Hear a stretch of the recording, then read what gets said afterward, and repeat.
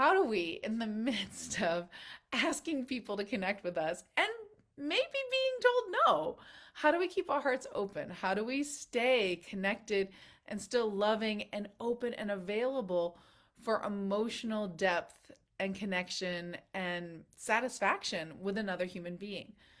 So that trick is your mind is what's telling you what to do, right? And a lot of us, most of us, myself included, we kind of don't ever tell our brain what to think. Our brain kind of tells us what to think. Something happens and we have a feeling and we think, oh, that's the natural feeling to that situation. But have you ever been in a situation where you heard a friend describing a situation that you've had in the past and they had a different reaction to it?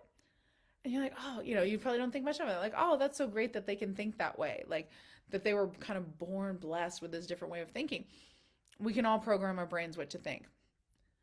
So what we want to do is program our brains, like not to a crazy point. Like we want to take feedback and stuff and really analyze and be thoughtful if we're not behaving in a way that's getting us what we want.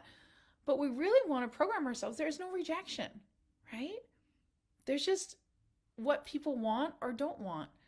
And you may be someone like me. I have a bigger personality. I my whole life I've either been someone people love or like, oh, and that's just it. And I struggled with that like for so long because there are in society men and women that are just universally just so easy to love. Like it's just like nobody could say a bad word about them. And I've always wanted to be that person. And it's not me. But my array of strengths, that's how it goes. That's how it goes. So we aren't rejected. We're just getting feedback. Hey, I don't feel comfortable around you. Hey, you're not my vibe, but hey, bless you. That's all. No need to take it personally. And our brain doesn't have to be like, oh, something's wrong with me. They rejected me. No. Hey, cool. I'm so glad I know now. I'm not wasting your time, not wasting my time. And you know what? That attitude, actually, when people know that about you, sometimes they circle around and go, oh, that was different than I thought it would be. Because a lot of times people not wanting to be around other people is more a reflection of the fact that they don't have certain boundaries or they don't have confidence. And if it's okay for them to not have to be themselves, then that's all people really need to feel comfortable and connected.